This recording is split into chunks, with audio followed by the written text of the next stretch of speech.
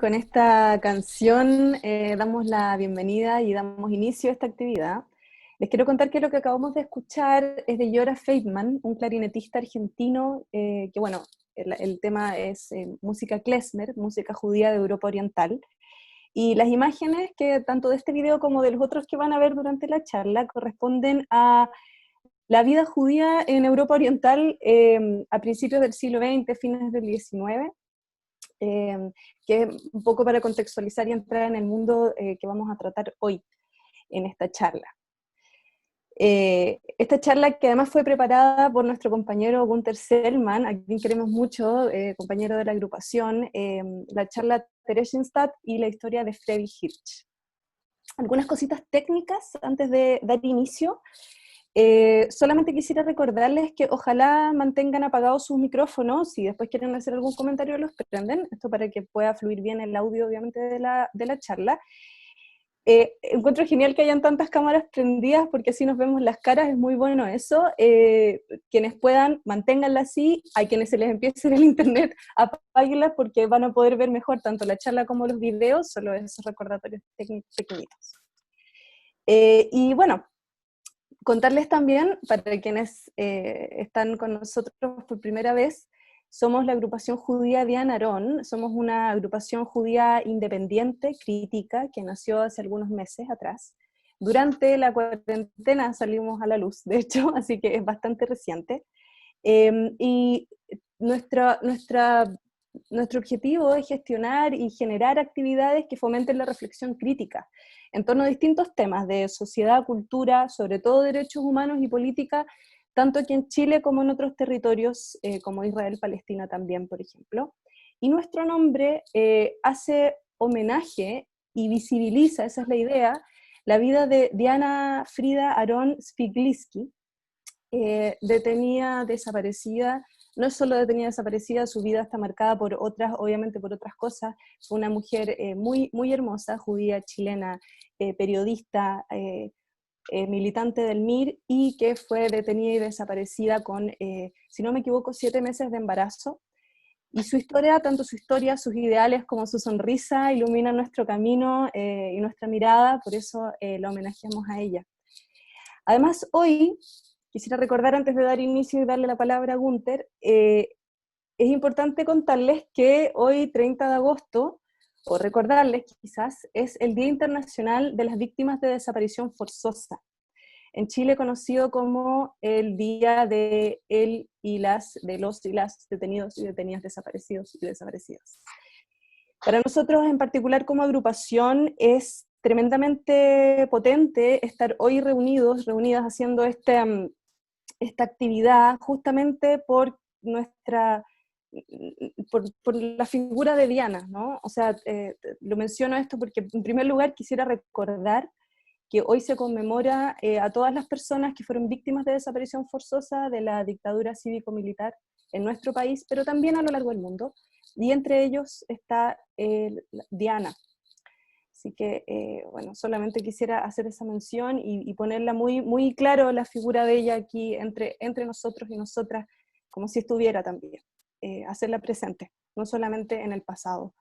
Porque, y esto es importante también recordarlo, en un día como hoy, todavía en Chile hay más de 1000 detenidos desaparecidos, y esto no se ha solucionado. Recordemos por favor que hoy no se ha resuelto, no ha habido justicia, y tampoco se han encontrado los cuerpos, no se ha hecho un cierre digno para las vidas de aquellas personas que fueron detenidas de manera forzosa. Así que eso es importante tenerlo muy en cuenta el día de hoy. Y bueno, y también recordar que como esto es internacional, no solamente en Chile, eso nos toca en nuestro territorio, pero también han habido tantos horrores en el mundo que han hecho que personas desaparezcan y que no se les pueda dar un cierre digno a esas vidas. Y entre esas situaciones horrorosas en el mundo, una más es la Shoah, las detenciones forzosas también que hicieron los nazis contra judíos, gitanos, personas con discapacidades varias, homosexuales, distintas personas en Europa.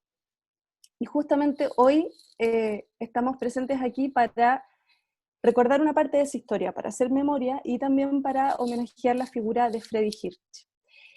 Quisiera contarles, además, dentro de esta pequeña introducción, que hoy nos acompaña Raquel Macel, que es sobrina de Freddy Hirsch, nos acompaña desde Israel. Así que, Raquel, te quiero dar la bienvenida y te quiero agradecer tu presencia aquí. Eh, Mira, si quieres, o sea, no sé si quieres decir algo, quizás más ratito, después de la charla de Gunther, quizás, pero te quiero realmente agradecer porque para nosotros es muy potente que estés acá con nosotros hoy. Eso, sin más, lo voy a dejar con Gunther. Voy a presentar a nuestro queridísimo compañero de la agrupación judía Diana Aarón, Gunther Sellmann. Eh, una pequeña introducción solamente sobre ti, Gunther, antes de pasarte la palabra, para que puedas contarnos más. Gunther y Freddy Hirsch nacieron en la misma ciudad, en Alemania, en Aachen. Así que hay un primer vínculo importante que contar. Gunther es sobreviviente del Holocausto, le tocó vivir la noche de los cristales rotos, de hecho, y luego, ya exiliado con su familia que en Chile, le tocó vivir la dictadura cívico-militar.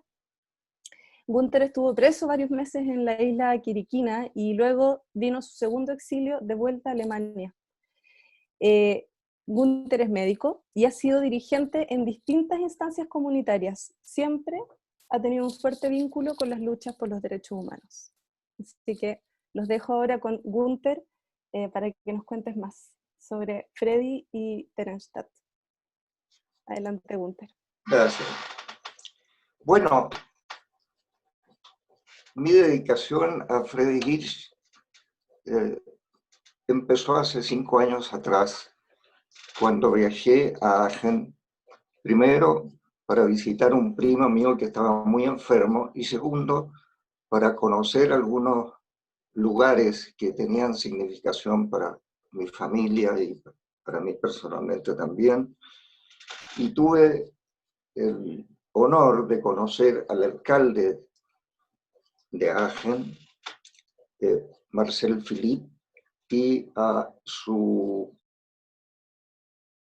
principal asesor, Alejandro Loe, que me llevó a conocer, para introducir este tema, mi casa o lo que quedaba de mi casa, conocer el lugar donde había nacido, una maternidad antiquísima, que no había sido destruida porque Aachen fue muy destruido. Y en la ocasión estuve 3 días y conversé con Alexander sobre Freddy Hirsch. Él me dio los antecedentes y me dijo que él había ayudado a un periodista alemán, Erich Kramer, a completar una investigación sobre este joven que estaba atrayendo la atención de los especialistas en estudios históricos relacionados con la Shoah. Hay que recordar brevemente el marco histórico en que se da Freddy. Él nace en 1916, o sea, durante el desarrollo de la Primera Guerra Mundial. Y en Aachen había una comunidad judía importante, de unas 1.500 personas, dedicadas a distintas actividades y muy integradas a la sociedad alemana, porque desde hacía ya varias generaciones los judíos estaban contando de derechos ciudadanos indispensables para salir del gueto. Varios siglos en que las comunidades judías de Alemania se integraron efectivamente y pudieron participar en la vida cultural, artística, científica de Alemania. Y esa situación la vino a alterar el nazismo a partir del 33, de 1933. Y para recordar rápidamente el marco histórico, se distinguen tres etapas en la política hacia los judíos, que ya la había declarado Hitler el año 20 con su libro Mein Kampf, Mi lucha, en la cual anunciaba una política de odio, de discriminación y de persecución a los judíos. En la primera etapa, al asumir el poder en enero del 33, se llama deslegitimación y consistió simplemente en forma sistemática reducir los derechos ciudadanos de los judíos para aislarlos, quitarles poder económico, quitarles el poder de la libertad de opinión, etcétera, etcétera. Ese proceso comenzó prohibiéndoles además participar en la administración pública, ejercer las profesiones. La primera afectada fue la profesión de derecho. Un tío, el tío mayor, hermano de mi padre, era abogado en Berlín y tuvo que dejar de trabajar en su profesión. Y así miles y miles de profesionales judíos. Además, se les prohibió, como ustedes recordarán, acceso a paseos públicos, a los teatros, a los cines, etc.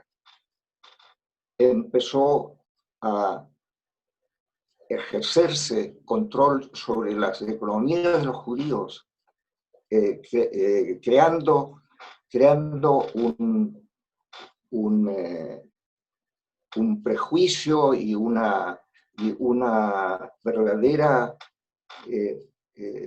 discriminación sistemática en el terreno económico también, ariarizando las empresas judías, etcétera, etcétera. Ese fue el primer periodo, el periodo de quitarles derechos y pasar al segundo, que era el de concentración en guetos, en que también se les prohibió tener habitaciones, casas propias, y las familias judías tuvieron que juntarse con otras familias y en otros lugares de la ciudad.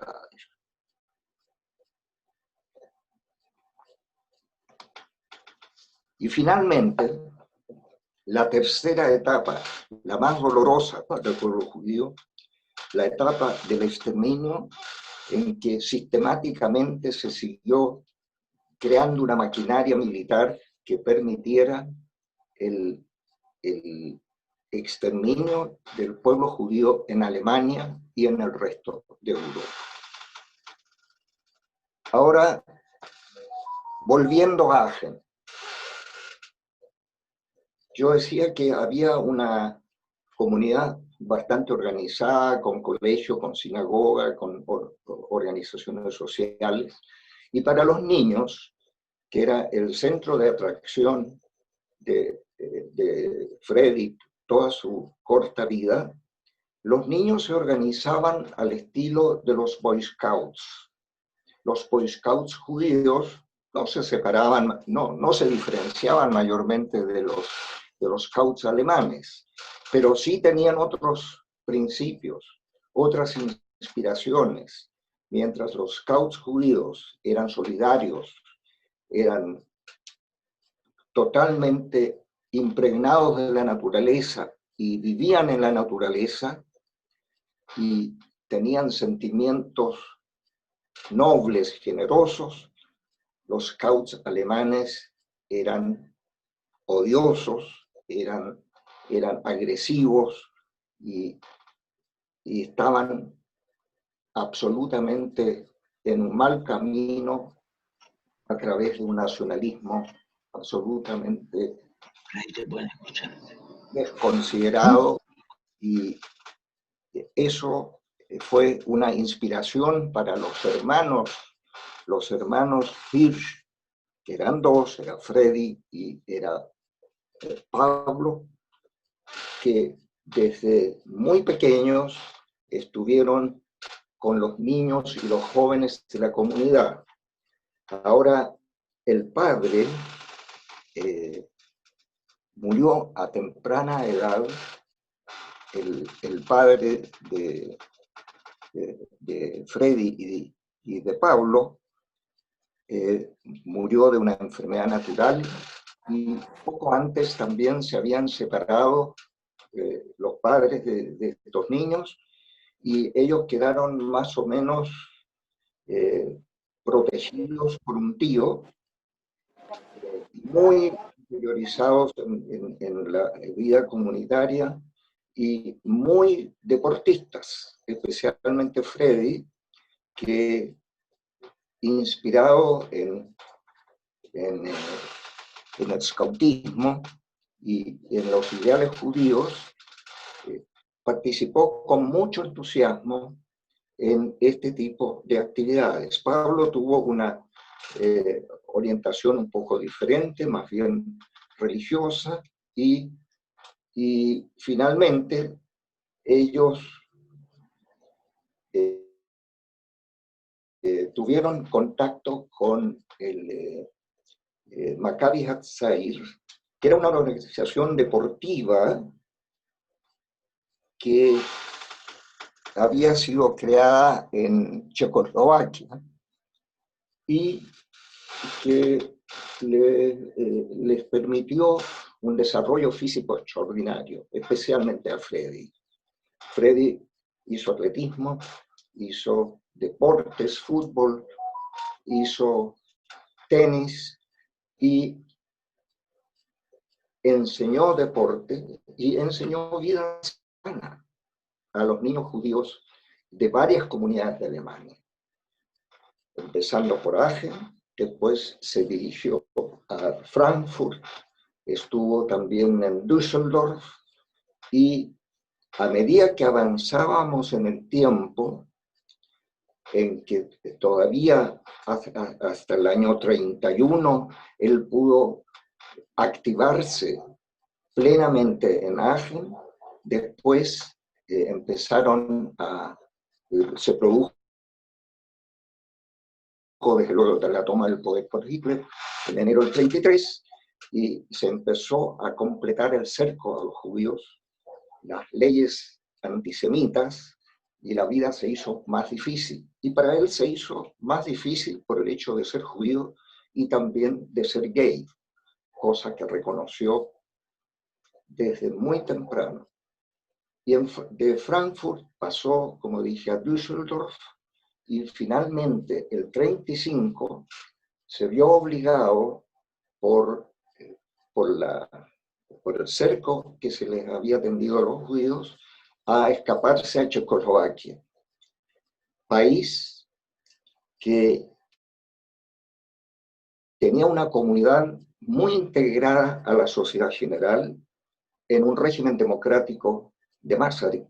Como ustedes recordarán, durante años ellos se asimilaron mucho por las facilidades que tenían para vivir y progresar en Checoslovaquia, y a ese país llegó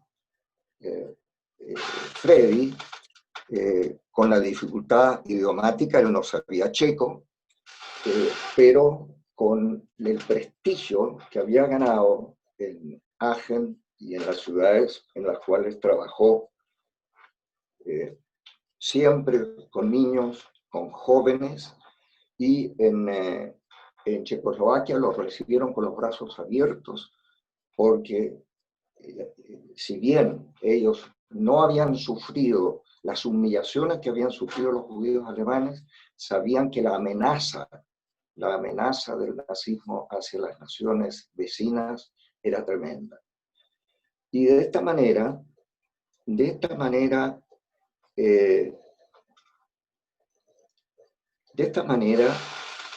él se adaptó muy bien al ambiente checo y realizó actividades extraordinariamente importantes para los jóvenes. Por ejemplo, creó campamentos de verano.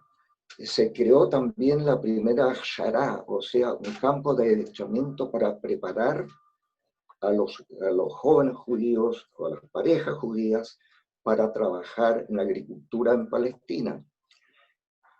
Ese fue un aporte extraordinario que él hizo. Cuando la amenaza de Alemania a Checoslovaquia se concreta y la Wehrmacht invade Checoslovaquia en pocas horas, él se sintió muy amenazado en su doble condición y tuvo que regresar de los años que estuvo en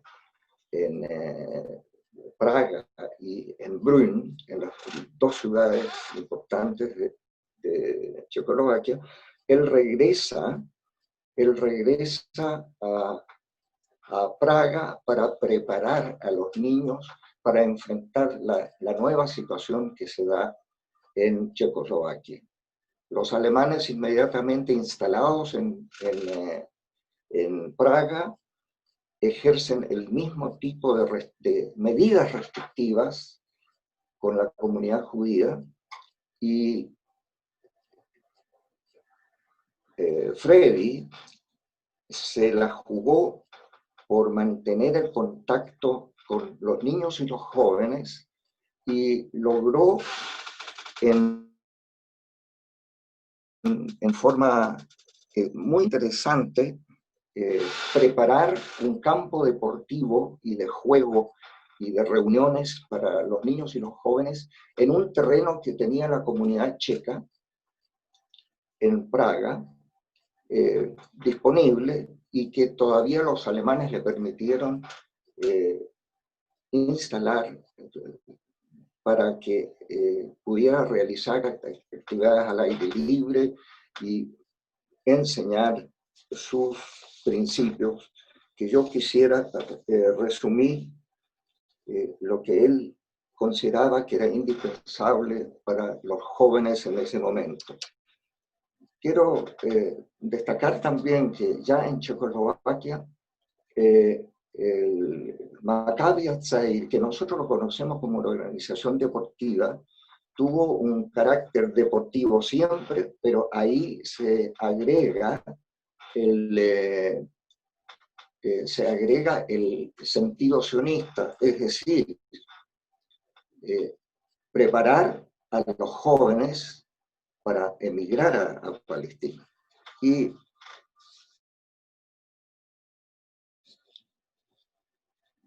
él, resumiéndolo, dice: para él el desarrollo físico y mental, que son los principios de Freddy, para niños y jóvenes es necesaria una vida sana en contacto con la naturaleza, practicar deportes, defensa personal, todo lo cual aumenta la capacidad física, pero mucho la autoestima, tan necesaria en ese tiempo para la juventud y la niñez. y para enfrentar a los nazis. Y dice, mañana serán útiles en Palestina. Exige una conducta solidaria, disciplina e higiene, que es muy interesante porque, bueno, después en los campos de concentración eso fue, pero la forma como él pudo disminuir el sufrimiento de los niños y jóvenes frente a la represión. Y dice, un niño y un joven sin mentira y con honestidad a toda prueba es lo que yo deseo preparar. Bueno,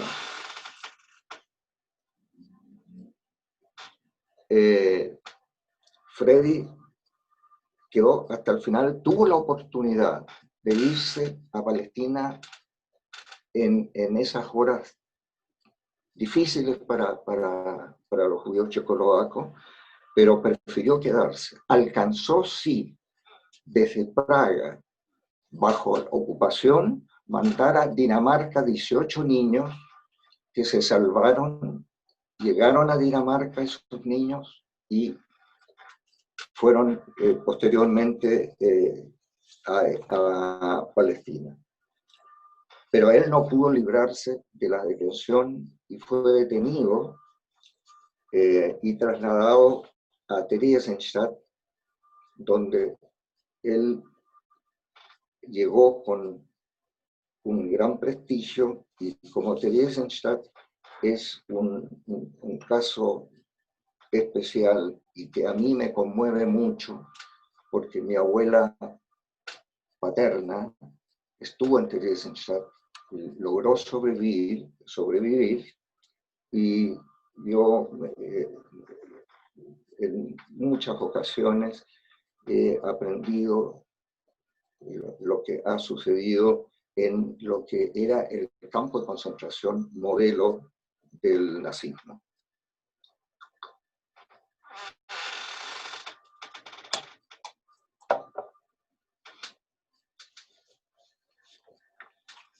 Cuando Freddy llega a Theresienstadt, a principios del 42, ya tenía un prestigio como liderazgo juvenil, y inmediatamente le encargaron, le dieron responsabilidades, porque Theresienstadt tenía la calidad de campo de concentración modelo, lo que significaba que los nazis lo estaban preparando para modelo a presentar a la Cruz Roja Internacional. Cuando estas organizaciones internacionales de derechos humanos empezaron a preocuparse de lo que sucedía con las comunidades judías europeas, y esto fue definido ya antes para encubrir los horrores de los campos de exterminio y también los horrores en otros lugares de Europa Oriental.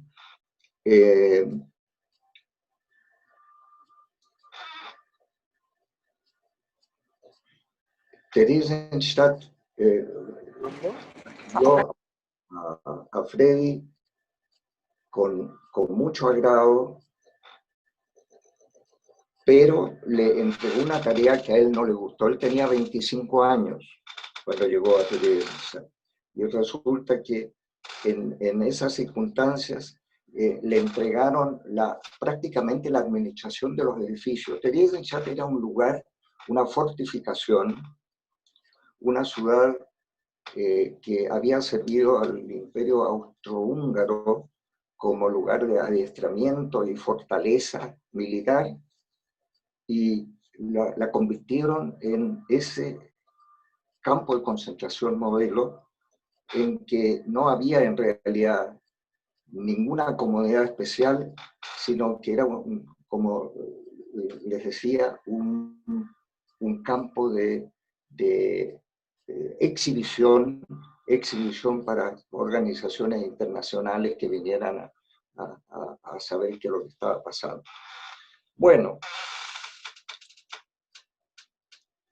Sin embargo, Freddy no le gustó este cargo, le parecía que no era su objetivo principal. Su objetivo eran los niños y los jóvenes, y sus capacidades también eran trabajar con niños, trabajar con jóvenes, y entonces finalmente, al cabo de algún tiempo, lo llevaron a trabajar con niños, y ese fue un trabajo bellísimo, porque la situación de los niños era especialmente difícil.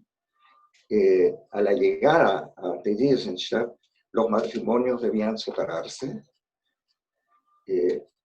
Por otro lado, las visitas eran controladas al principio, las visitas de los niños a los padres eran muy controladas, de tal manera que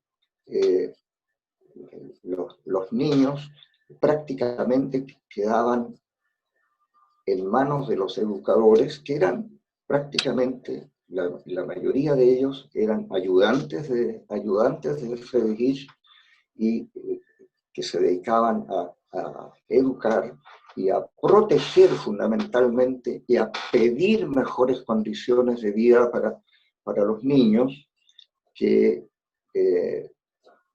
alejarlos de las preocupaciones de sus padres.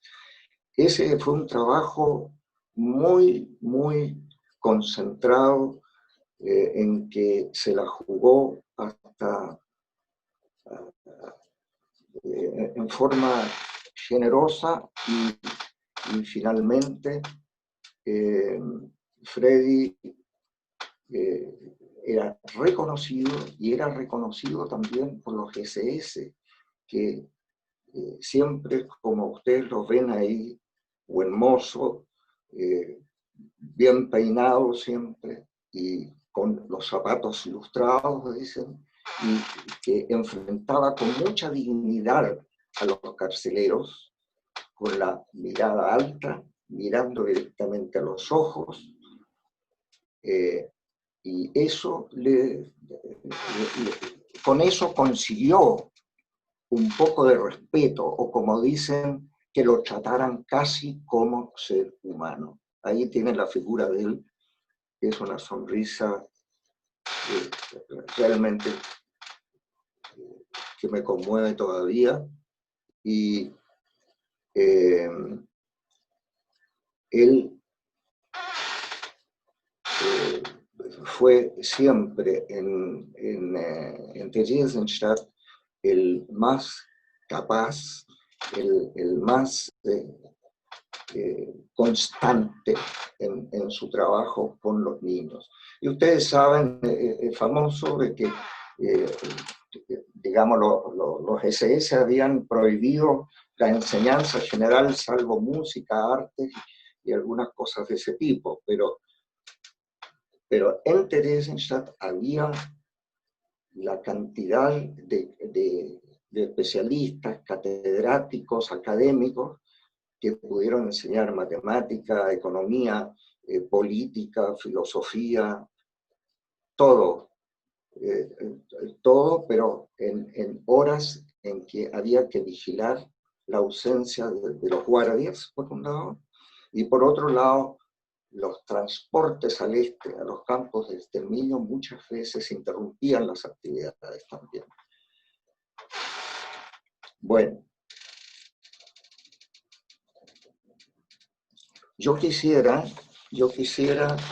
recordar en este momento una psicóloga que yo la alcancé a conocer, que se llama Marta Kosrobes, checa, que sobrevivió los campos de concentración,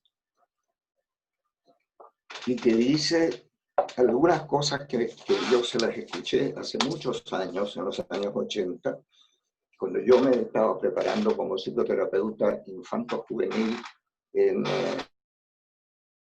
Alemania, y en que ella señala, digamos, hace una descripción en sus charlas que nos entregó a los estudiantes, y también en libros y revistas, cuáles eran las condiciones de los niños.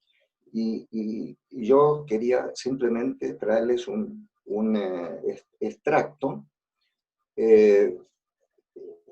porque ella fue la testigo original, auténtica. Dice ella de que los niños tuvieron una maduración más rápida que en tiempos de normalidad. Las actividades educativas y artísticas siempre eran sólidas, pero interrumpidas,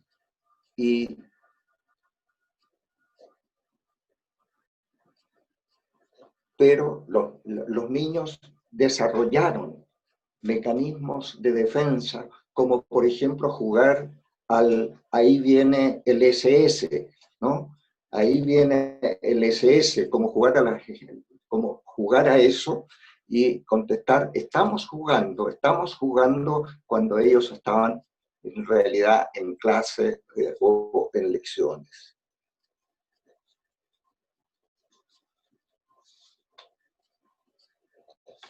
Y también quisiera, recordando a Marta Kos, que falleció el año 89, quiero recordar a mi maestro Gerd Biermann, que dice lo siguiente a propósito y con eso quiero terminar la parte de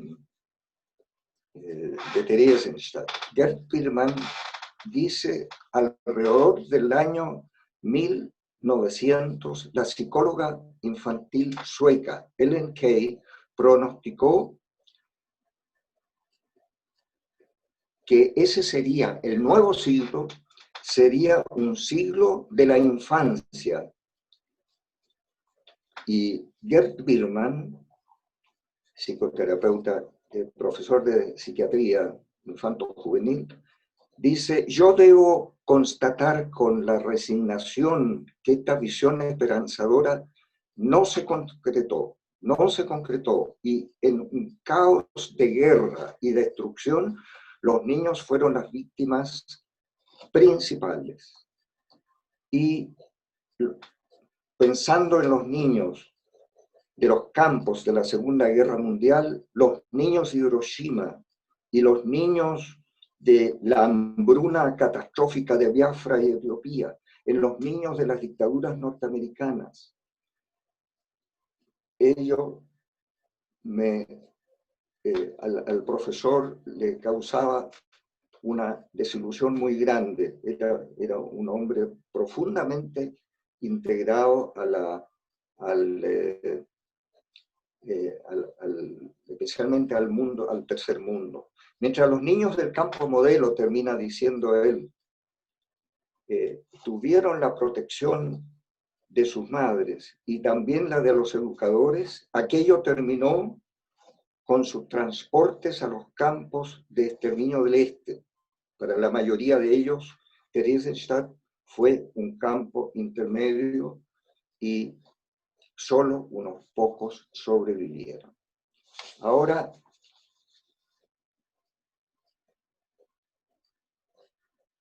hay un momento en la vida de Friedrich Hirsch, que es el momento en que llegaron a Theresienstadt 1.200 niños de Bialystok, del gueto de Bialystok, en muy, muy mal estado nutricional, con la ropa hecha harapos,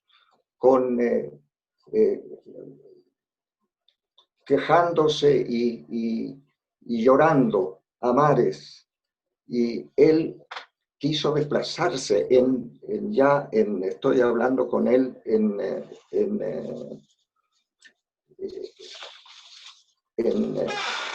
en su último lugar.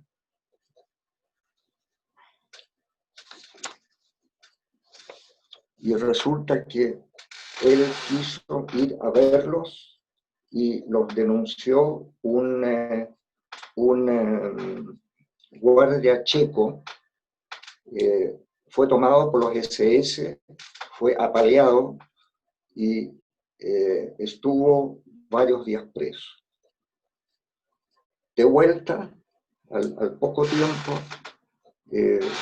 se le envió a Auschwitz y Birkenau, y ahí se produjo una situación con la que quiero cerrar eso, que es una situación también muy dramática, en que él trata de contactarse con la resistencia, lo cual le resulta una resistencia que estaba en los primeros pasos, tratando de organizar una rebelión en Auschwitz-Birkenau.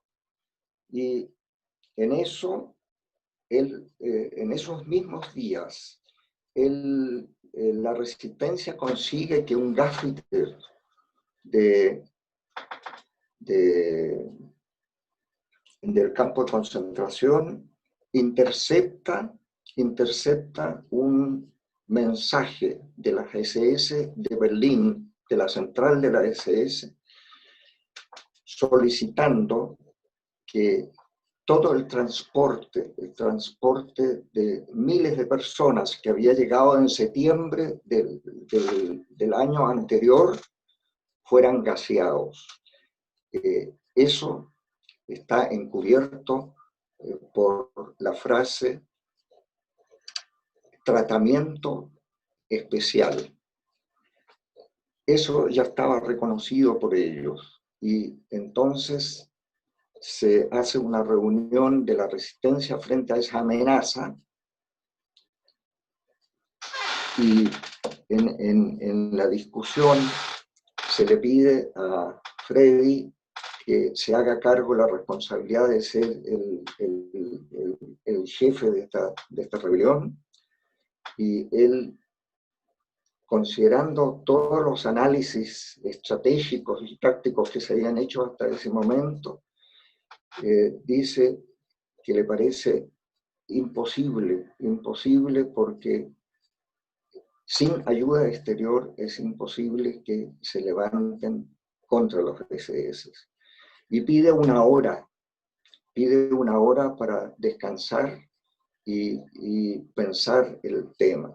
Estaba claro que no existiendo ayuda externa, era imposible franquear las barreras de alambradas eléctricas, de alambres electrificados, y con la cual desde las torres de vigilancia con centinelas armados de ametralladoras no habría sobrevivido ninguno de ellos.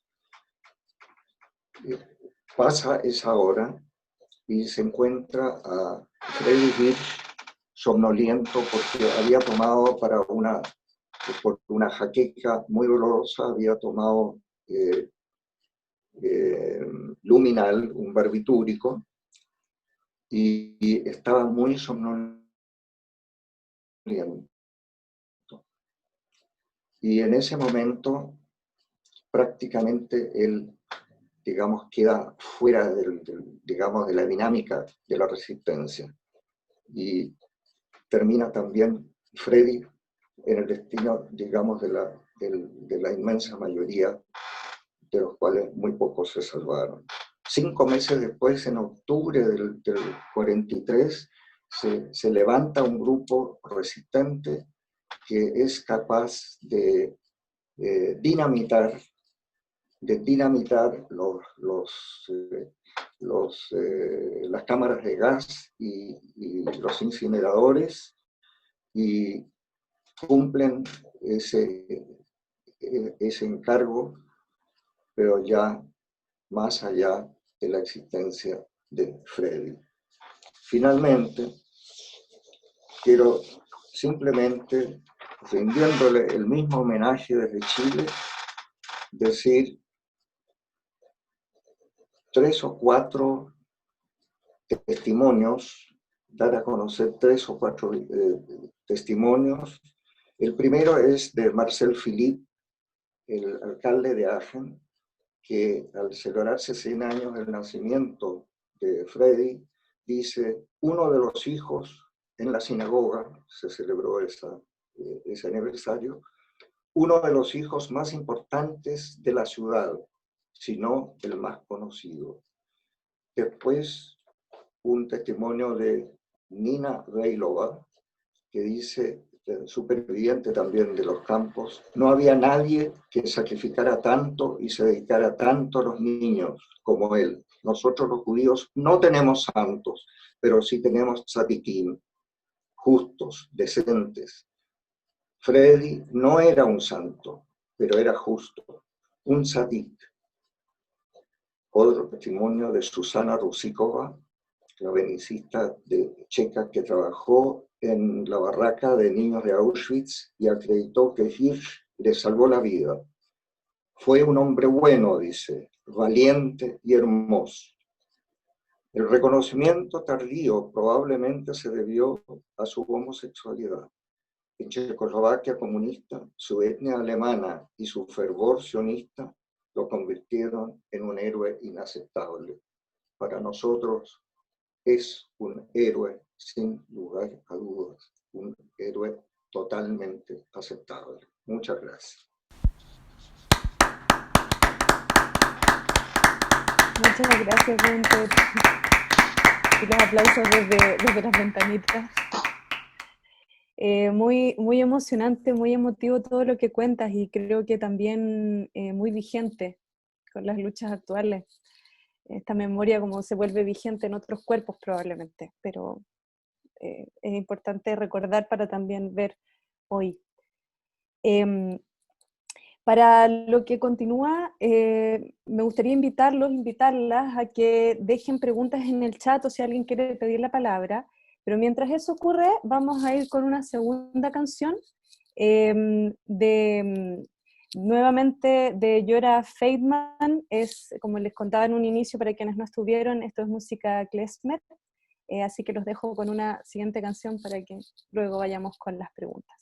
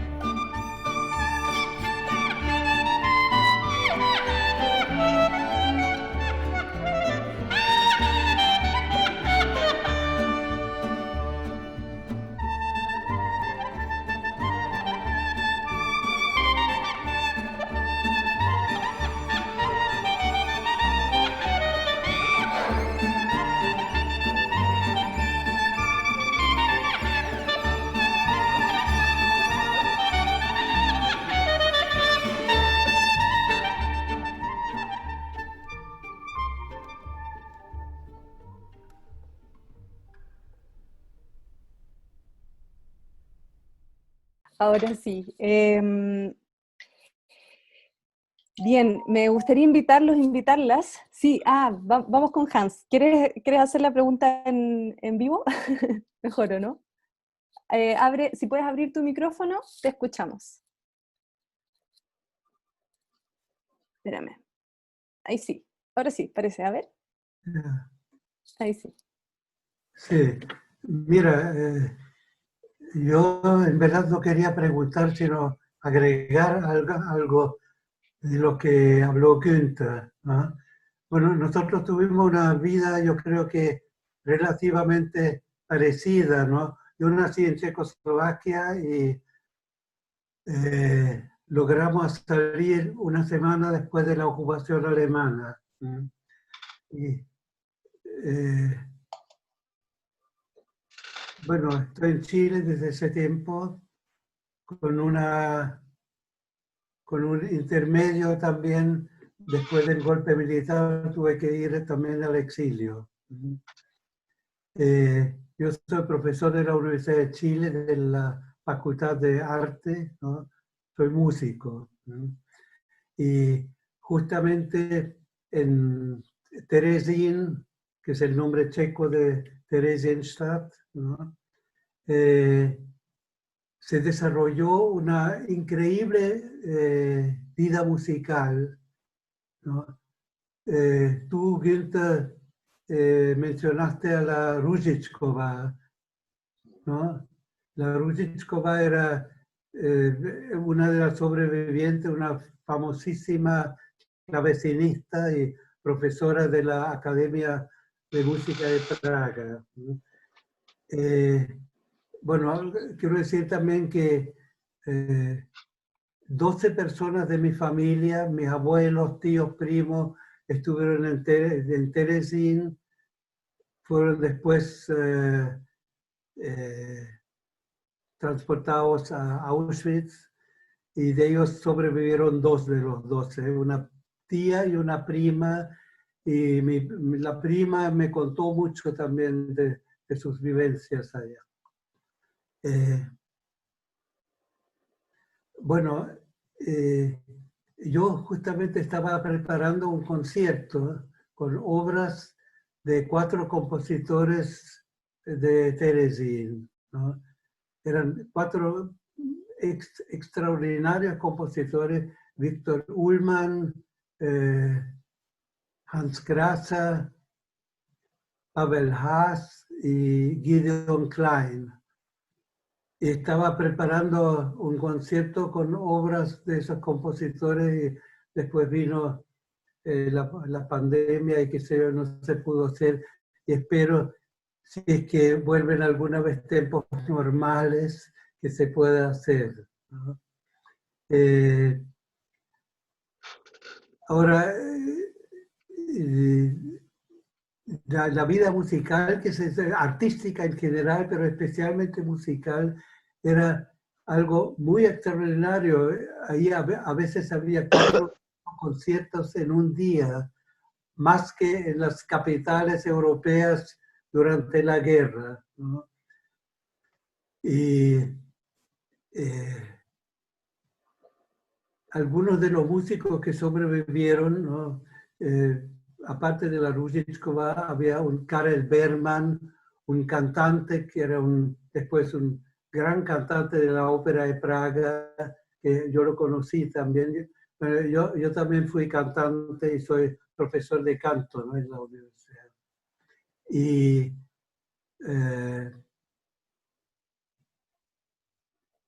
lo que nos pasa a los viejos, se nos olvidan los nombres, ¿no?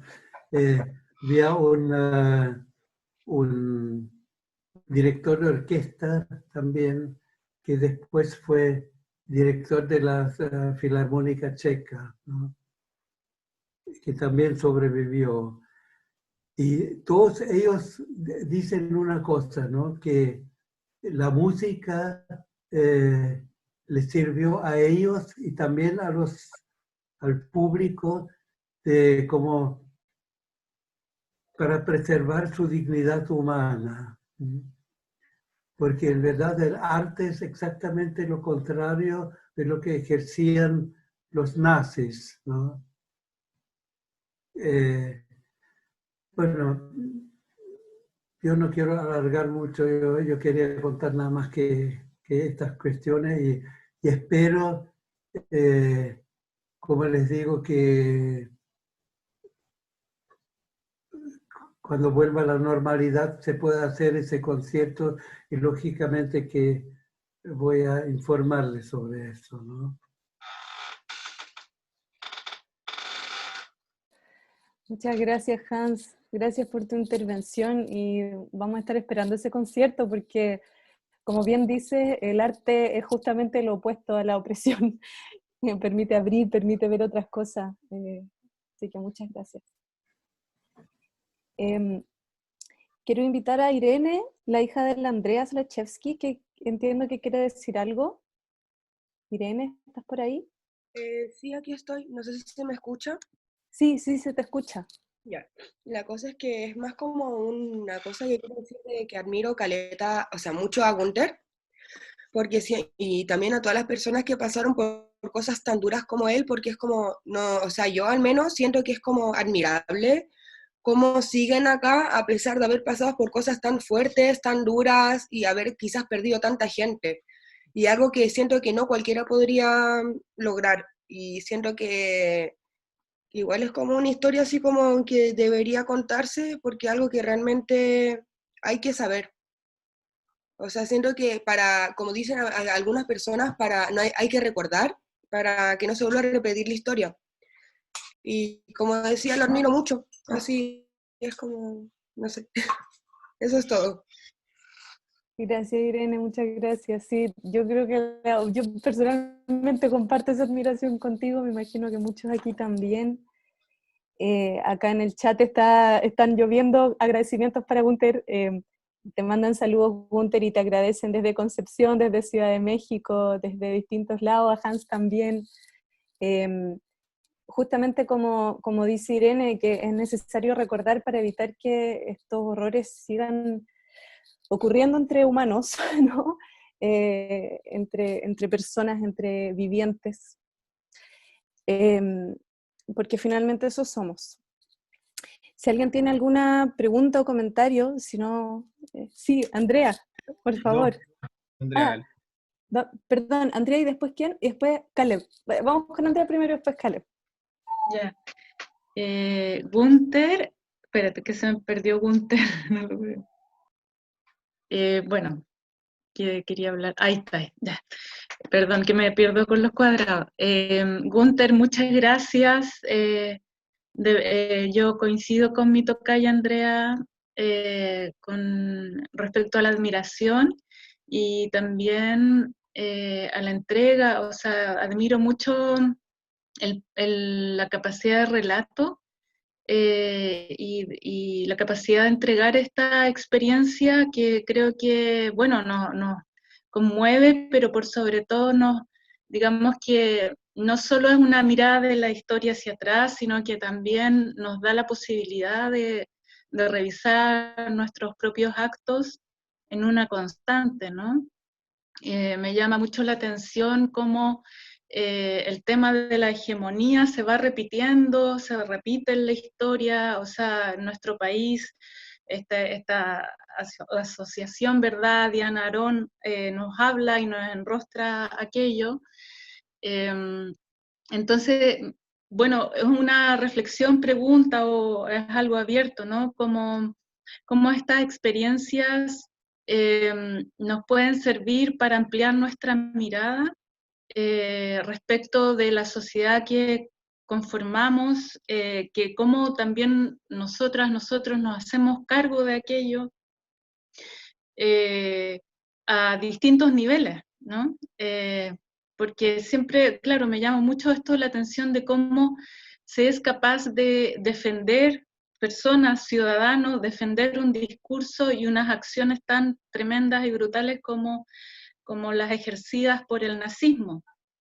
Entonces, también pienso en lo pequeño, ¿no? Como en cuáles son los discursos los que convencen o cómo esas personas se autoconvencen de que están haciendo lo correcto.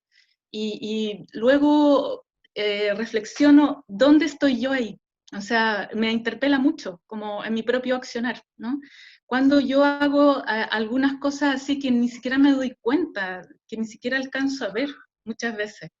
Y eso me deja muy atenta en ese sentido, muy atenta a mis propias acciones y a cómo yo puedo generar una sociedad también desde la crítica, desde el propio ser, ¿no? Desde el propio accionar. Pienso en Hannah Arendt también todo el rato, ¿no? En la vanidad del mal. Entonces, ¿cuándo caemos en eso, en una constante, ¿no? Muchas gracias. No sé si da para contestar algo, pero es más que nada una reflexión y feliz de que puedas, no sé, continuar eso. Gracias, Andrea. Gunther, ¿quieres desarrollar un poquito sobre eso? Mira, la verdad que es una experiencia cuando uno la vive de niño y pasa por la juventud. Uno trata de encontrar una respuesta a lo que pasó durante el nazismo. Y a través de... Por eso que yo confío mucho más en la juventud, ¿no? Uno está más abierto a los ideales, más abierto a jugarse también por un ideal, y es esa la etapa que significa educar con valores progresistas, educar con valores humanos, solidarios. Y eso es mi experiencia también personal, ahora mirando retrospectivamente.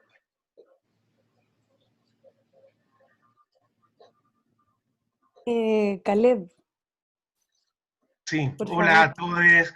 Gunther, un gusto enorme verte por acá. Gunther, nos conocemos hace añazos. A Jani también. Y bueno, estoy muy conmovido con todo esto y quiero rescatar, bueno, varias cosas que dijo entre las dos Andreas que acabo de escuchar y Alejandro que dijiste inicialmente. Y esto me lleva a lo que vivimos hoy, a lo que personalmente experiencio. Y después de ver la historia, este relato que nos hace de Freddy Hirsch, y veo cómo hemos ido de genocidio en genocidio, ha sido como un ciclo esta cosa así, y da la impresión de que las generaciones más recientes, dentro de las que me considero, claro, tenemos otro piso, otra base para poder visibilizar esto y para hacer algo. Yo creo que nuestros mayores, y esto me refiero a nuestros padres, abuelos, sobrevivientes de toda la persecución, y los abuelos de los abuelos de los abuelos, porque hemos sido perseguidos por acá y por allá, son los que nos nutren hoy, los que nos nutren y son el combustible para mover esto. Yo veo los campos de concentración hoy también, lo veo en el Sename es un campo de concentración. Tenemos a los niños ahí encerrados y maltratados y los matan, los siguen matando, ¿no es cierto? ¿Qué pasa? Yo, como activista de la disidencia sexual, también identifico algo acá, y pasa con mis amigas trans que las siguen matando delante de todos, y así, tenemos como guetos sobre gueto, campo de concentración sobre campo de concentración. A lo que voy, agradezco profundamente, Gunther y a la agrupación por este momento, porque esto es una nutrición para mí vital para poder seguir trabajando desde el sindicalismo en el que estoy también involucrado y seguir visibilizando todo esto que de alguna forma lo mantenemos así a la sombra. El recordar lo que le pasó a Freddy Hirsch, como le ha pasado seguramente a miles, millones más, es súper importante, como dijo la Andrea pequeña y joven, ¿entendés? De recordar esta historia para no repetirla. Eso, y gracias otra vez. Muchas gracias.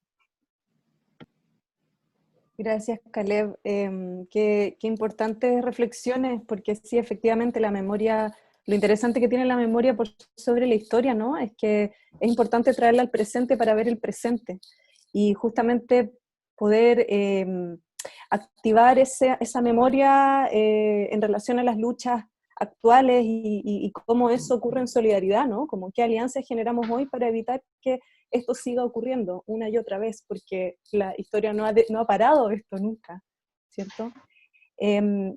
Víctor, tenías la mano levantada, ¿quieres? La bajaste, pero te pregunto. Bajé también. Sí, es que la bajé, la subí, no me di cuenta. Hola, bueno, buenas tardes a todos, Gunter, maravilloso tu exposición, me encanta, te he escuchado varias veces. Yo lo que quería decir era muy sencillo, que yo hace muchos años visité la casa de Ana Frank, y una de las cosas que más me impresionó fue que a la salida había una sala que mostraba todos los lugares donde se seguía viviendo lo mismo, y uno de esos lugares se llama Chile. Entonces, si bien el recuerdo que nos trae Gunter es emotivo, pero lo estamos viviendo hoy día de nuevo. Tenemos las rutas en Chile paradas con unas personas que están bloqueando la salud, que están bloqueando la alimentación. Tenemos personas que fueron hace 2, 3 meses o 4 meses que le quitaron la vista. Entonces, este es un llamado, lo que nos cuenta Gunter, a retomar fuerza y a seguir luchando contra esta barbarie que se ha instalado en la humanidad desde hace mucho tiempo y que fue muy fuerte en la Shoah, pero que no ha parado. Entonces, yo quiero llevarlo al presente y quiero decir fuertemente, la lucha no ha terminado, esa barbarie sigue existiendo. La tenemos presente todos los días. Eso es lo que quería comentar. Gracias. Y gracias, Gunter, nuevamente. Gracias, Víctor. Muchas gracias. David, entiendo que David, hijo de Gunter y Hani, que Hani debe estar ahí al ladito de Gunter, me imagino. David. Hola, muy buenas tardes a todos. Hace un par de semanas atrás, un sabio gurú mío me dijo, después que me quejé de varias cosas que estaban ocurriendo en todo el mundo, que recordara la historia de mis padres que vivieron el nazismo y la dictadura, para que le bajara el perfil un poco a los problemas que yo sentía que tenía. Lo que encontré muy sabio por parte de Raúl Troncoso, hijo de un ministro durante los gobiernos de la Concertación, y un par de semanas atrás, en una oportunidad, en una llamada telefónica que se alargó a casi más de 1 hora y media con mi padre, le pregunté cómo lo hizo. En realidad la pregunta era para los dos, para Gunter y Hani. ¿Cómo hicieron esto? Porque yo en ese minuto me dejé de preguntar los problemas que uno tenía. ¿Cómo hicieron para sobrevivir a tanta persecución, a tanto odio, a tanta rabia, solo por pensar diferente o tener una religión diferente, con la historia que contó mi padre hoy día de alguien que no solo era judío, sino homosexual, la discriminación que existía? Se lo pregunté a mi padre, pero yo creo que es difícil responder a aquello. Te dejo la pregunta de nuevo planteado, querido padre, y muchas gracias por esta presentación. Gracias a todos los presentes. Gracias, David. ¿Gunter? Bueno, contestando a mi hijo, contestando un poco una pregunta muy difícil, yo creo que uno enfrenta, desde luego, mi primer exilio, que habría sido en Chile, ¿no? Y después en Alemania, vuelta a Alemania, el segundo, en realidad encontró fundamentalmente resiliencia, es decir, resistencia para poder controlar situaciones difíciles. Y de mis padres tendría que hablar yo para hablar de una situación la primera situación, el primer exilio que se produjo teniendo yo 8 años. Entonces, yo diría que lo que permitió reiniciar una vida en Chile a mis padres fue, yo diría, la fe en la fuerza de la familia, la fe en las tradiciones judías, y también nuestra fe en la cultura alemana, en cierta medida. Y para mí, lo duro fue el segundo exilio, porque ahí a mí personalmente me influyó más mi creencia en lo social y lo político, es decir, mi apoyo a los cambios sociales profundos que tenían que hacerse en el país, en Chile, en nuestro país, porque la pobreza era muy grande, la enfermedad era muy atosigadora, y yo aprendí eso a través de mi carrera también, y mantuve esa postura de rebeldía y de apoyo a las causas populares, basado en la experiencia personal y basado también en la solidaridad con los demás. Eso sería para tratar de explicarle a David que el primer obstáculo a una vida normal que se produjo en Alemania, realmente tuvieron que responder a ese desafío mis padres, y el segundo tenía que responder yo a mi propio desafío. Y ahí creo haberme jugado modestamente como un hombre más digamos, de una revolución que fue frustrada, pero nada más. Muchas gracias. Gracias, Gunther. Quisiera darle la palabra a Raquel, sobrina de Freddy Hirsch. Bueno, ante todo, Gunther, muchísimas gracias. Yo siempre agradezco a todos los que tratan de mantener la memoria de mi tío viva. Yo estuve en Aachen cuando se celebraron los 100 años del nacimiento. Estuvimos en el colegio donde Freddy y mi papá se criaron, y estaban los alumnos que hacían preguntas increíbles.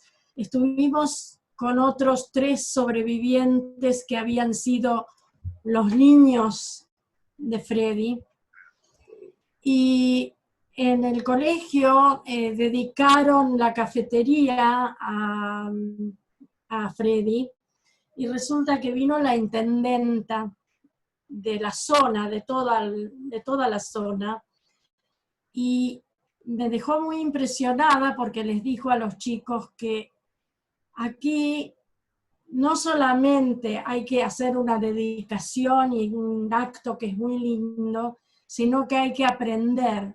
Y este hombre era doblemente héroe, primero porque hizo todo lo que pudo por salvar niños y por tenerlos bien, y aparte porque era gay sin esconderlo. Y entonces esta mujer, la intendenta, les dijo a los chicos que tienen que aprender lo que es la tolerancia y nunca olvidarse de eso. Y bueno, yo venía de Israel y lamentablemente esta tolerancia no es la misma acá. Yo pienso, Freddy era sionista, él hubiera querido venir acá, no creo que hubiera podido vivir en el Israel de hoy. Mi papá era rabino reformista y se fue a la Argentina. Mi papá era también socialista, todos éramos socialistas. Mi papá era religioso, pero yo creo que más socialista que religioso. lo que me pasó es algo que me conmovió mucho. La persona que estaba filmando todo esto era un muchacho árabe de los territorios de acá de Israel, que vivía en Aachen, y lo contrataron para filmar. Y después de la ceremonia de la cafetería, yo no pude más y me puse a llorar terriblemente buscando a mi marido. Y este muchacho, nada más ni nada menos, este muchacho dejó su cámara, vino y me abrazó y me dijo en hebreo: esto es un cierre para vos. Así que fue una cosa que realmente hasta el día de hoy me dejó muy impresionada. Y bueno, mucha gente conozco que conoció a Freddy, y para mí todo el tiempo siempre es más aprendizaje y más aprendizaje. Y siempre estoy agradecida a todos los que hacen lo posible para tener su memoria viva. Eso es todo, gracias a todos. Gracias a ti. Gracias, Raquel, qué emotivo, a mí por lo menos me emociona mucho, mucho lo que cuentas, muchísimo. Es parte también de las luchas que llevamos, ¿no? Como agrupación. Me gustaría, voy a compartir un penúltimo video, no, porque después vamos a cerrar simplemente con otra cosita, pero voy a compartirles ahora, bueno, es una entrevista que se le hizo a los directores del documental Paraíso en Auschwitz, que es un documental sobre Freddy Hirsch. Ellos son realizadores de México, si no me equivoco, y en esta entrevista breve vamos a ver a los directores, pero también vamos a ver partes del documental, entonces también para apoyar la memoria de Freddy, justamente, y ahí para ir cerrando también. Así que los dejo con el siguiente video.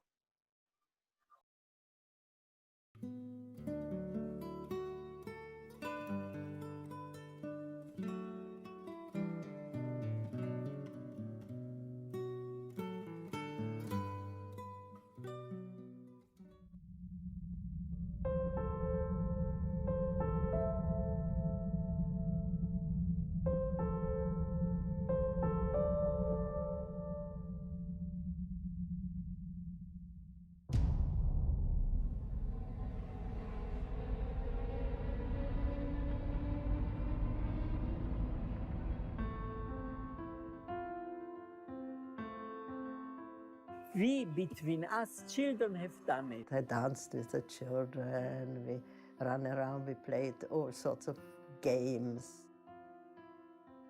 His name was Freddy Hirsch. Freddy Hirsch. Freddy Hirsch. The spirit of the place was Freddy Hirsch.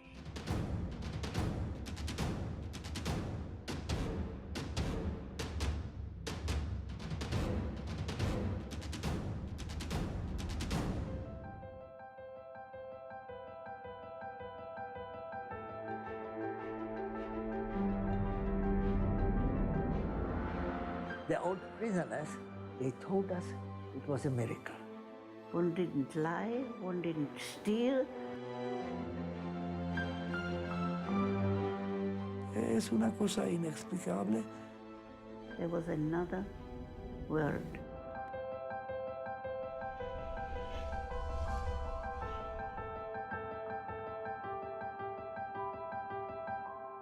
Freddy Hirsch era un hombre hermoso, con una sonrisa de anuncio de pasta de dientes, era deportista, era homosexual, era maestro en los Boy Scouts judíos de Praga, el Maccabi, y entonces llegaron los nazis y sus niños fueron llevados por los nazis primero a un gueto y luego al campo de exterminio llamado Auschwitz. Y allí en Auschwitz sucedió un milagro, un verdadero milagro. Freddy construyó una escuela de artes para sus niños, ahí junto a los crematorios, ahí junto a las chimeneas de la fábrica de muerte. Los niños aprendían a pintar, a cantar, hacían teatro, hacían cabaret, montaron un musical, probaron que la belleza puede florecer aún en el infierno. Y para hablar de este documental maravilloso, he invitado a Aarón y Esther Cohen, sus directores.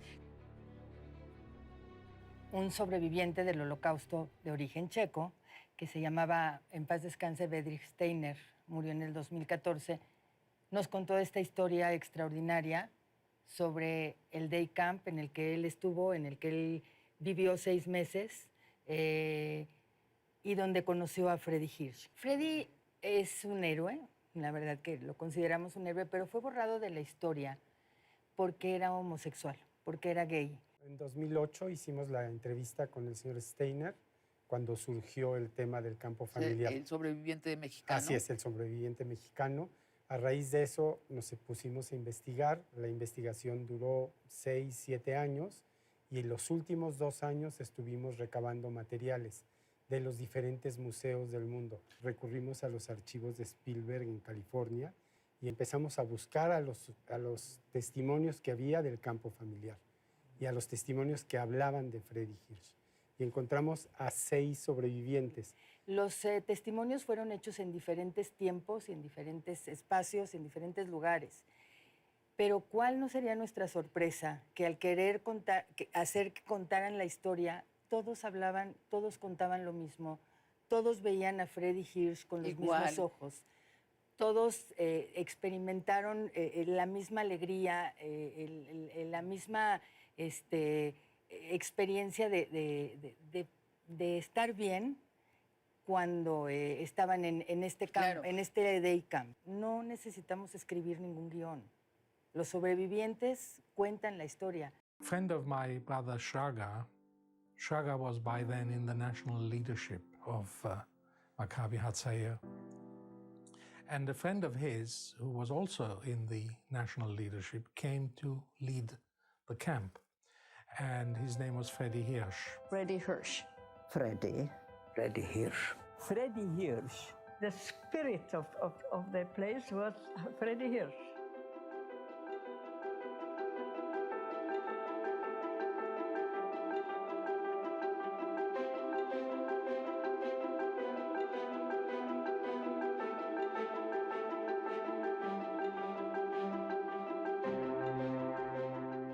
Lo que hizo Freddy con estos niños y con esta situación tan terrible, a nosotros nos sorprendió muchísimo. A través de las enseñanzas, a través del arte, a través de compartir, a través de dar, a través de que todos tienen que comer lo mismo, no se puede robar, no se puede mentir.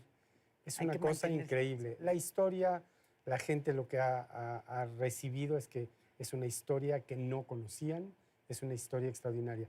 Te quiero decir que lo único que existe de Freddy Hirsch es una plaquita de este tamaño en la casa de los niños de Hagibor. In Auschwitz, nobody gave a piece of bread that you could buy aspirin to save your life. Nobody would do it. We, between us, children have done it. There was another world. The old prisoners, they told us it was a miracle. And we could give, which I tell you now, this last piece of bread to save somebody for your ear, for a normal human being. So what? But for Auschwitz, it was a wonder. One didn't lie, one didn't steal. We built a brick wall against, in our hearts, as it were, against the suffering. There was some illusion of sense and morals. I danced with the children, we ran around, we played all sorts of games. Which is like a Gan Eden, you know. This was some kind of other world.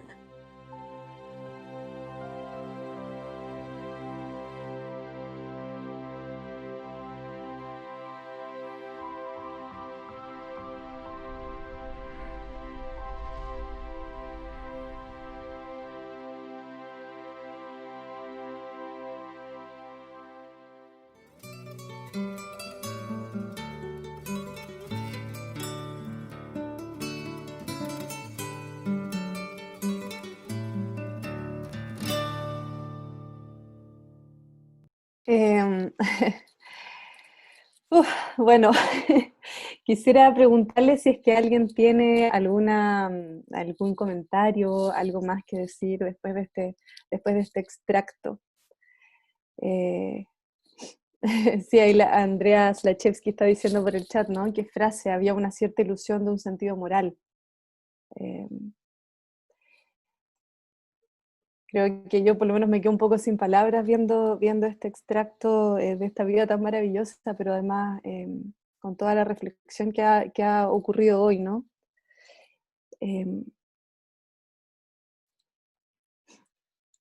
Andrea, sí, dale, por favor. Sí, disculpen tomarme tanto la palabra. Yo sé que es súper arriesgado porque, bueno, ustedes muchos saben que mi abuelo era palestino y estoy acá gracias a la Alejandra y al Yayo.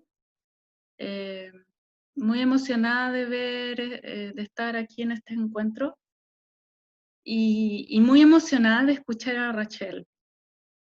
Yo creo que ella es un poco Freddy al contar eso. Y me atrevo a invitarles muy humildemente desde mi lugar a que seamos un poco Rachel y un poco Freddy. Eso nomás. Muchas gracias. Gracias, Andrea. Sí, sí, o sea, concuerdo muchísimo contigo, mira, y o sea, muchos concuerdan. Exactamente, como traemos su imagen al presente, pero no solo como algo externo, ¿no? Sino que como lo hacemos parte nuestra, parte de la vida. Gunther, no sé si te gustaría quizás decir algo ya para que vayamos cerrando como un cierre. Me gustaría invitarte a cerrar también. Yo quiero agradecer en nombre mío, en realidad, la atención que han puesto. Yo creo que ha sido para mí y a mi edad un acontecimiento importante y está dentro de algunas tareas de hablar a los que no conocen porque no han tenido la edad para conocerlo bien, el tema, pero en general los derechos humanos que nos mueven primero en nuestro país y después en otras latitudes. Yo les agradezco la presencia y saludo en especial a los conocidos míos de muchos años que están aquí. Desde luego a Jorín, por último, a Jorín que está mirando, ¿no? Jorín está ahí, un gran compañero nuestro y de muchas luchas anteriores, y al que le deseo que igual como yo y como los mayores de 75, sobrevivamos para seguir esta lucha adelante. Nada más. Gracias, Gunther. Mira cómo te aplauden de las distintas ventanitas. Muchas gracias. Acá en el chat están agradeciendo, bueno, hay mucho, ¿no? Me voy a quedar con una frase que dice Lía: el gran desafío es convertir a esos héroes inaceptables en hombres justos, en hombres y mujeres justas, voy a agregar yo, pero sí, y en todos los territorios diría también. Nosotros como agrupación vamos a seguir luchando, activando desde las formas que podamos, tanto en este territorio como en Israel-Palestina también, como en las distintas luchas conjuntas, porque la solidaridad parece ser hoy la respuesta, ¿no? O por lo menos el intento de resistencia conjunta por los derechos humanos y también en contra de la opresión. Hay tanto, ¿no? Hay tanto, así que para ir cerrando, quisiera simplemente invitarlos e invitarlas a que nos sigan como agrupación en Facebook. Por ahora no tenemos página web propiamente tal, tendremos prontamente, esperamos, pero tenemos la página de Facebook, búsquenos como Agrupación Judía Diana Aarón, ahí vamos a estar siempre anunciando. Si no, pueden también escribirnos un correo, ahí quizás ya yo puedo dejar la dirección en el chat, afdachile@gmail.com, y ahí nosotros lo ponemos en la base de datos para que les sigan llegando nuestras invitaciones. a las actividades que seguimos haciendo, por ahora online, esperamos presencial prontamente. Y también contarles que, bueno, con esta actividad de hoy estamos de alguna manera haciendo el paso, justamente hoy a propósito de la memoria de Freddy Hirsch y de la Shoah, pero también el día de la memoria de las víctimas de desaparición forzosa a nivel mundial. Hoy damos paso al mes de septiembre, de a poco estamos entrando al mes de septiembre, que para nosotros va a ser el mes de la memoria y los derechos humanos. Vamos a tener, se vienen algunas actividades, por ahora les anuncio que el 20 de septiembre vamos a estar haciendo una conmemoración. En general nuestras actividades son los días domingo al mediodía, así que los y las invitamos a que participen, porque vamos a hacer una conmemoración por los y las detenidos desaparecidos y detenidas desaparecidas acá en este territorio en Chile, que sin duda es una lucha latinoamericana también, y sin duda también es una lucha mundial.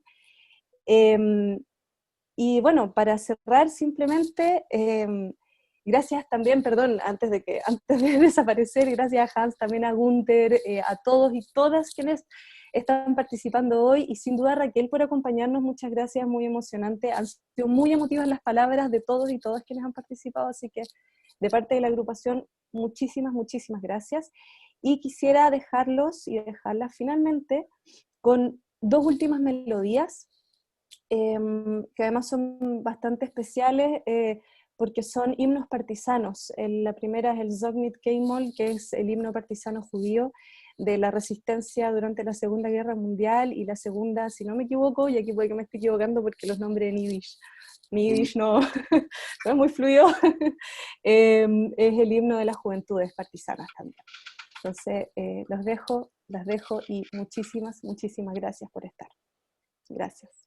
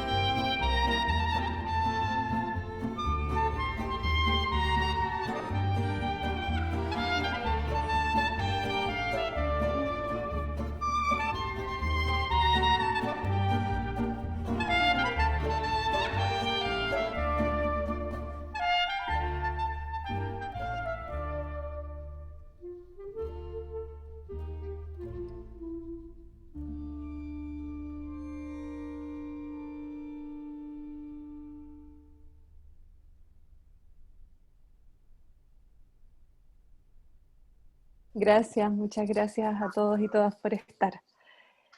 Muchas, muchas, muchas, muchas gracias.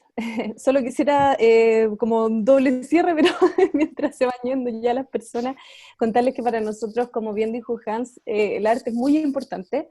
Yo personalmente además vengo al mundo del teatro, soy actriz, productora, y por eso en nuestras actividades siempre hay música. idealmente en vivo, hoy envasada, pero siempre hay música, porque nos ayuda a comprender el mundo de otra forma. El arte nos trae una forma de ver, es una forma de conocer el mundo también, y de generar otras texturas y otros movimientos, desde otros lugares, no solamente desde la cabeza. Así que por eso para nosotros es muy, muy importante la intervención del arte en nuestras actividades. Así que siempre espérense esas intervenciones dentro de nuestras actividades como agrupación. Muchísimas gracias a todos y todas. Gracias Gunther, gracias Hans. Gracias, muchas gracias. Que estén muy, muy bien. Que tengan un lindo domingo y una linda semana. Y cuídense. Gracias. Gracias. No saben el paso histórico trascendental que ustedes han realizado, al que me he adherido yo y mucha otra gente, es al constituir esta organización. Espero que tenga una vida tan fructífera, y la espero así porque los veo tan profundamente democráticos, tan amplios, no se sectaricen, lleguen a todo el mundo, porque tienen una voz que decir, y tenemos que parar al fascismo que está levantando cabeza en Hungría, en Polonia, aquí y en otras partes. No saben lo importante que han hecho con la fundación de esta agrupación, y es una realización que no se me pasaba por la cabeza en periodos pesimistas, y estoy ahora muy optimista, y es como que nuestro corazón de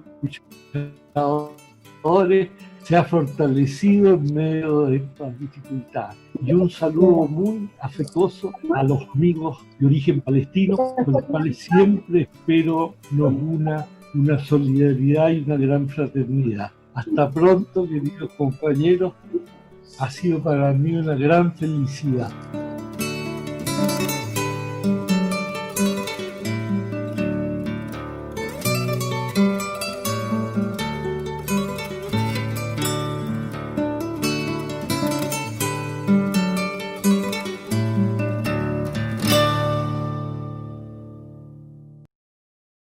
Para quienes no pudieron acompañarnos hoy en la actividad y están viendo este video después, quisiéramos compartir con ustedes una selección de comentarios que quedaron en el chat. Para que estén al tanto también de lo que ocurrió ahí, hubo muchos comentarios de agradecimiento a Gunther, a Hans también y a todas las personas que participaron. Así que hemos seleccionado algunos que nos parecen interesantes para ampliar la memoria y también la reflexión de lo que se dio hoy. En primer lugar, quisiera leer un comentario de Enrique Morales, presidente del Departamento de Derechos Humanos del Colegio Médico, que manda un gran abrazo a Gunther y comenta: Gunther es uno de los fundadores de nuestro departamento y fue un miembro activo de la lucha por los derechos de las personas desde la dictadura. Luego Elías Padilla, de la Comisión de Derechos Humanos del Colegio de Antropólogos, también manda un gran saludo a Gunther y dice: Gunther participó activamente en la Comisión de Derechos Humanos del Colegio Médico y de la Federación de Colegios Profesionales de Chile. Un gran abrazo. Y luego, a propósito de la conversación que se dio durante la actividad, algunas reflexiones. Joaquín Palacios Catalán comenta: muy necesaria esta instancia, es humanizar la historia de lo que ha ocurrido respecto a las violaciones de derechos humanos, darles una cara y nombre, entender que personas sufrieron mucho, y es muy fuerte escuchar esto, pero es necesario. Mi familia también viene de una historia similar. No son judías, pero las violaciones de derechos humanos han ocurrido aquí y en muchos lados, y no deben ocurrir nunca más, y que la memoria de las personas jamás se olvide. Victoria Baeza comenta: es impresionante reconocer las distintas formas de humanidad que se dan en situaciones límites. En Chile conocí muchas acciones de sobrevivencia y solidaridad. Maxine Lowy dice: gracias Gunther, gracias Hans por fortalecernos con sus ejemplos de transmisores de memoria y también animarnos a mantenernos en la senda de las luchas por la dignidad para todas las generaciones y en todos los continentes. Patricia Muñoz Olivares dice: es un ejercicio muy necesario para evitar que sigamos repitiendo dictaduras, represión e injusticias. Joaquín Palacios Catalán comenta, a propósito del comentario de Víctor, dice: En Chile aún se siguen violando los derechos humanos de la comunidad mapuche, de las personas más pobres, la comunidad LGBTQ+, las mujeres y la violencia de género de todes. Y Pablo Alvestegui dice, agradece mucho a Raquel y a propósito de su comentario dice, no podíamos olvidar a las víctimas del genocidio del pueblo palestino. Y finalmente nos quedamos con una frase escrita por Ruach, el usuario Ruach, dice, nunca olvidar, la única muerte es el olvido. Muchas gracias.